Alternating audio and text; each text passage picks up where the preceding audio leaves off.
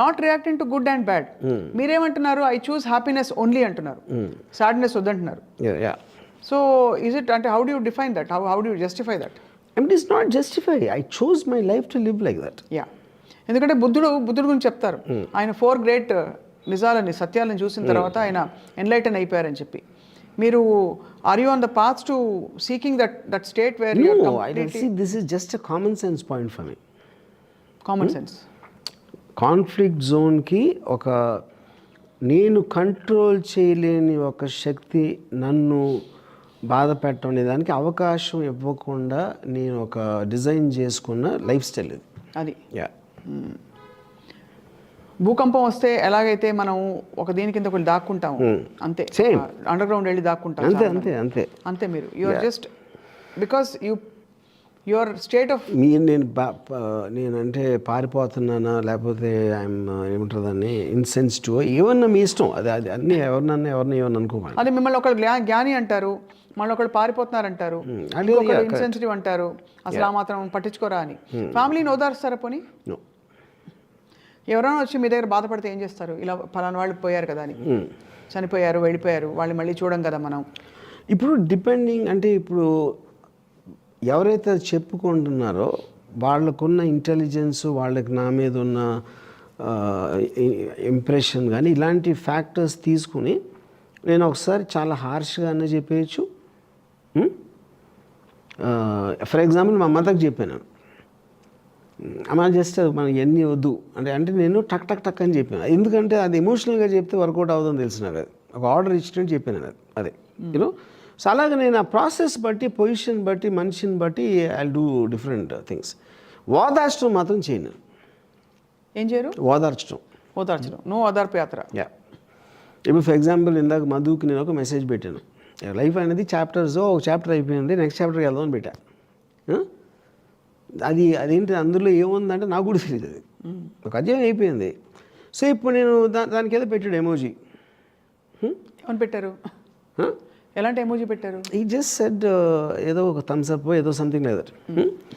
So నేనేంటంటే అది ఇప్పుడు లైఫ్ బతకటం అనేది మనకి నచ్చనిది, మన హర్ట్ చేసేది జరిగినప్పుడు దాన్ని అవాయిడ్ చేసి టక్ అని టర్న్ కొట్టాను అంతే.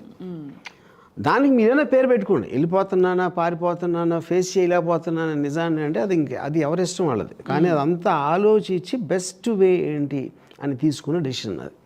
నాకు వేరే తెలియదు కాదు. సో ఇప్పుడైతే మీరు మురళీ మావితో మళ్ళీ మాట్లాడరు, బహుశా ఈ మధ్య చాటింగ్ ఏమైనా ఉండుంటే అది కూడా ఉండదు. నాకు అసలు బేసిక్గా డిఫరెన్స్ ఉండదు. ఎందుకంటే ఇప్పుడు మురళీ మాయకి నేను ఒక క్వశ్చన్ అడగటానికి మాకు ఏదైనా ఇది లేదు. ఎప్పుడైనా కూడా నేను మురళీ మీద గుర్తు వస్తుంది, లేకపోతే ఏదో అంటారు దాని మీద ఏదో ఒపీనియన్ ఏముంటుంది, ఇది చూసావా మన రామోయిజం ఎపిసోడ్ ఏదో పంపించి దాని మీద ఒక 5 నిమిషాలు మాట్లాడి మ్యాక్సిమం అది ఉండదు. మురళీ మాయతో ఇంట్రాక్షన్ ఒకటే ఉండదు నాకు ఇప్పుడు. అదర్వైజ్ ఏమీ డిఫరెన్స్ ఉండదు. అందుకని నేను I don't want to see the body. అది మెయిన్ రీజన్. ఎప్పుడైతే ఆ ఒక్క ఇమేజ్ నా మైండ్లోకి వచ్చిందంటే నేను it won't be the same again. Yeah, అది ఒక ముళ్ళలాగా ఇంకా కలుగుతూ ఉంటుంది ఇప్పుడు లైఫ్ అంతా. అది it's actually it was truly అంటే నాకుండే కొద్దిపాటి ఇంటరాక్షన్కి నేనే కొంచెం ఎమోషనల్ అవ్వాల్సి వచ్చింది. అంటే అలా అయింది పరిస్థితి అది చూస్తే అక్కడ. సో అది మొత్తానికి అయితే మీరు డెత్ అనేది అప్పుడు దగ్గర వాళ్ళ మరణం అనేది ఏదైతే ఉందో దాని నుంచి తప్పించుకోవటానికి ఒకే ఒక సొల్యూషన్ ఏంటంటే దగ్గర అవ్వకూడదు ఎప్పుడు. వాళ్ళ మరణం అవుతున్నప్పుడు అది కరెక్ట్. ఎవరికి యూఆర్ ప్రాక్టీసింగ్ డిటాచ్మెంట్.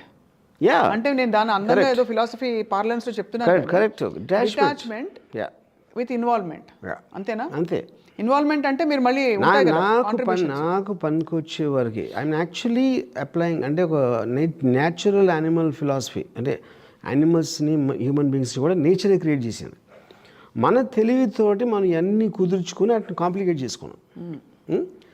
ఏ రోజు అయితే దాన్ని తీసి పాడేసామో అది and you're only sticking to that. ఇప్పుడు ఫర్ ఎగ్జాంపుల్ ఈ కాంటెక్స్ట్లో కాకపోయినా చెప్తున్నాను, ఇప్పుడు మెన్ విమెన్ ఉట్టి సెక్స్ కోసం కలిసారు అనుకోండి, అప్పుడు ఈ భార్య భర్త పిల్లలు ఇంటికి లేట్గా వచ్చాడు, ఏంటి నాకు బర్త్డే మర్చిపోయారు, ఇలాంటి చిరాకులన్నీ దుబ్బుతాయి. అంత చిన్న సొల్యూషన్ ఉంది దానికి. అది కానీ వీళ్ళకి ఆ బాధలు కావాలి కాబట్టి ఆ బాధలు లేకపోతే మా మనుషులు బతకలేరు. అది మెయిన్ ప్రాబ్లం. అది బాధలు అంటే ప్రతి వాళ్ళకి ఏదో వ్యాపకం కావాలి కదా సార్ లైఫ్. అదే నేను చెప్తున్నా. ఇప్పుడు అందరూ మీలా సినిమాలు తీసి అంత బిజీగా ఉండరు. వ్యాపకం ఉండటం అది బిజీ క్వశ్చన్ కాదు. వ్యాపకం అంటే ఇప్పుడు మీకు ఇది సినిమా తీసారా, బిజినెస్ చేశారా, లేకపోతే ఏదో చేశారా, అది పాయింట్ కాదు. మీ ఇష్టం వచ్చింది అన్నది పాయింట్. ఏంటి అన్నది పాయింట్. కొంతమందికి అది ఇష్టమే, ఏమి చేయకపోవడం కూడా ఇష్టం, అది కూడా ఓకే. ఇప్పుడు మీకు అన్నం కందిపొడి నెయ్యి వేసి పెడితే ఇష్టం ఉండదు. You want to eat finger foods అనుకోండి, మీరు అది ఒక రోలో ఏదో తినేస్తారు. ఇంకోళ్ళకి అది ఇష్టం. ఇప్పుడు నీ చెయ్యంత పాడవుతుంది, అన్నం ఎందుకు, కందిపొడి నెయ్యి కదా. నేను అదే చెప్తున్నా. సేమ్ మీ ఇష్టం వచ్చి మీరు ఎన్నుకున్నారు, ఇంకోటి ఎవడు చెప్పకూడదు. అందుకని ఎప్పుడు ఏం చెప్తాను, నీ బతుకు నువ్వు, నా చావు నేను చేస్తా, ఆర్ వైస్ వర్స. అది ఏ ఇద్దరికి సేమ్ ఉండదు. కరెక్ట్. ఏ ఇద్దరు మనుషులు కూడా ఒకేలాగా ఆలోచన. ఎందుకంటే వాళ్ళు పుట్టిన పరిస్థితులు, వేరియస్ అదర్ ఫ్యాక్టర్స్, వాళ్ళ ఐక్యూ లెవెల్స్ అన్నిటి మీద డిపెండ్ అవుతుంది. So which of the following statements is truest to you? Ignore and avoid situations of death, especially of near ones. Second, celebrate death. Third, go through that whatever pain or sadness and get done with it. Fourth, none of the above. ఇప్పుడు first ఏమన్నారు? Ignore or avoid death because it's unpleasant. Correct. అది నేను follow అయ్యేది. Second, celebrate డెత్కి meaning లేదు. అంటే ఆత్మ మళ్ళీ పునరుత్తేజితం అయ్యింది, మళ్ళీ అది మనకి యాక్చువల్లీ ఫిలాసఫీ అంతా అంతే కదా. భగవద్గీతలో కూడా ఇటు ఆత్మకి మరణం ఉండదు, ఆత్మ అది ప్రయాణిస్తుంది. అదొకే. అది సెలబ్రేట్ డెత్ అనే ఫిజికల్ అప్లికేషన్ ఏంటి ఉంటుంది. సెలబ్రేట్ డెత్ అంటే application, not about theorizing it. You know, ఇప్పుడు పోయాడు బాబాయ్ నన్ను గంతులేస్తారు, ఏంటి సెలబ్రేట్ డెత్ అని ఏంటి నాకు అర్థం కావట్లేదు. అలా కాదు, అది పూర్తిగా జీర్ణించుకుని ఈ ఆత్మ దాని కాలం పూర్తయిన తర్వాత మరో శరీరంలోకి ప్రవేశిస్తుంది అని పునర్జన్మ నమ్మే వాళ్ళకి అది ప్రవేశించి మరొక అది డిఫరెంట్. అది కంప్లీట్గా. ఇప్పుడు ఇగ్నోర్ డెత్ అంటే ఏంటి, ఇప్పుడు ఫర్ ఎగ్జాంపుల్ ఏదో కారణంతో మురళీమై షిఫ్ట్ అయ్యాడు అనుకోండి, అమెరికాకు ఎక్కడికో వెళ్ళిపోయాడు వేరే పని మీద, బిజినెస్ మీద. నేను మళ్ళీ ఎప్పటికీ కలగకపోవచ్చు, 5 ఏళ్ళ తర్వాత కలవచ్చు, 10 ఏళ్ళ తర్వాత. కానీ బతికే ఉన్నాడు అనే దానికి ఎక్కడికో వెళ్ళిపోవటానికి నాకు ఫండమెంటల్ డిఫరెన్స్ తెలియట్లేదు. కరెక్ట్. ఇది eventually another destination, maybe the transition point is different. The whole thing is that. Okay, దాని తర్వాత అసోసియేటెడ్ థింగ్స్ ఉంటాయి దానికి. రైట్. వాళ్ళ ఫ్యామిలీ ఎలా ఉంది, ఫ్యామిలీలో ఎవరెలా ఫీల్ అయ్యారు అవన్నీ, అదేదో నాకు ఎంతో కొంత తెలుస్తుంది బికాస్ ఆఫ్ ద ఫ్యామిలీ దగ్గరలు కాబట్టి. యూనో, ఆ కాంటెక్స్ట్లో maybe if I want to do something, if I say something, I might do it. But I don't think about the dead person anymore. అంటారు కదా, పోయిన వాళ్ళందరూ మంచోళ్ళు, ఉన్నోళ్ళు వాళ్ళ తీపి జ్ఞాపకాలు. బేసికలీ ఇప్పుడు ఉన్న వాళ్ళందరూ మీకు అఫ్ కోర్స్ జ్ఞాపకాలు కూడా ఉండవు కాబట్టి తీపి జ్ఞాపకాలు. యూ విల్ ప్రాబబ్లీ పోయిన వాళ్ళందరూ మంచోళ్ళు అంటే టెక్నికల్గా అది కూడా నా ఉద్దేశం, నేను పోతే మాత్రం ఎవడో నన్ను మంచోడు అనరు అని అనుకుంటున్నాను. చాలా తక్కువ మంది అంటానికి ఛాన్స్ ఉంది. అది కూడా ఎందుకంటే ఫస్ట్ ఆఫ్ ఆల్ మంచోడు అనేది లెక్క ప్రకారం is a great human being, is this అని అనడానికి ఛాన్సే లేదు. ఆడ అమ్మాయిలు కాళ్ళు నాకుతాడు, ఆడ పిచ్చి పిచ్చి సినిమాలు తీసాడు, లేకపోతే ఇది చేసాడు, ఇలాంటివి ఎక్కువ ఉంటాయి. అప్పుడు వాళ్ళు కూడా కన్ఫ్యూజ్ అవుతారు. ఒకేపు నుంచి ఏదో శివ తీసాడు, లేకపోతే అది ఇది అని ఒక గ్యాంగ్ ఉంటారు, ఇంకో గ్యాంగ్ ఏమో అది ఉంటారు. వీళ్ళిద్దరూ కలిపి ఏమనాలో తెలియక కన్ఫ్యూజ్ అవుతారు. బట్ పోయిన వాళ్ళ మంచోళ్ళ చెడ్డోళ్ళ అనేది పాయింట్ కాదు అసలు. ఫస్ట్ ఆఫ్ ఆల్ దగ్గర వాళ్ళ కాదు, ఎవరికి మంచోళ్ళు, everybody will have a perspective దానికి సంబంధించి. అప్పుడు ఇక్కడ ఏంటి, తన కూతురికి, ఇప్పుడు అంబికా మురళీమయ్య కూతురికి ఉన్న రిలేషన్షిప్ వేరుంటుంది, మధుతో వేరుంటుంది, భార్యతో వేరుంటుంది, మ్యాన్ అండ్ మ్యాన్ నాతో వేరుంటుంది. Every one will have a different equation with that. So వాళ్ళందరి ఫీలింగ్స్ని మనం జనరలైజ్ చేయడం. అందరూ ఒకేలాగా ఫీల్ అవ్వరు, ఒకే డైరెక్షన్ ఫీల్ అవ్వరు. యూనో, ఇప్పుడు ఫర్ ఎగ్జాంపుల్ తన కూతురు అంబిక రోజు గంట మాట్లాడుతుందని చెప్పింది నాకు, every day. So she suddenly feel a loss of that conversation. ఇప్పుడు కరెక్ట్, నేను మాట్లాడినప్పుడు మెయిన్ 3-4 నెలలకు ఒకసారి మాట్లాడచ్చు, కానీ I talk about some intellectual stuff, ఏదో బుక్, ఏదో సినిమాలో ఒక థాట్, నేను అవి మాట్లాడతాను. I never talk emotionally. అంటే ఒక ఐడియా ఇంకొక ఐడియాతో మాట్లాడుకున్నట్టే. అంతే, కరెక్ట్, పర్ఫెక్ట్. ఇది పర్ఫెక్ట్ ఎనర్జీ. సో ఇప్పుడు అంబికళ్ళు ఏమి ఏం చేసారు, పొద్దున్న భోజనం చేశారా లేకపోతే ఎలా ఉంది ఇప్పుడు అని ఎలాంటి అని హ్యూమన్ ఆస్పెక్ట్ ఉంటుంది. వాళ్ళకి దాంతో ఎక్కువ అటాచ్మెంట్ ఉంది కాబట్టి వాళ్ళ డైరెక్షన్ ఆఫ్ లాస్ కూడా అటైపు ఉంటుంది. యూనో, సో నేను మొత్తం అని చేంజ్ చేశానని చెప్పట్లేదు, కానీ అది ఇందాక మీరు చెప్పింది avoid and ignore is what I follow, what ever is not in my control. Not in your control, yeah.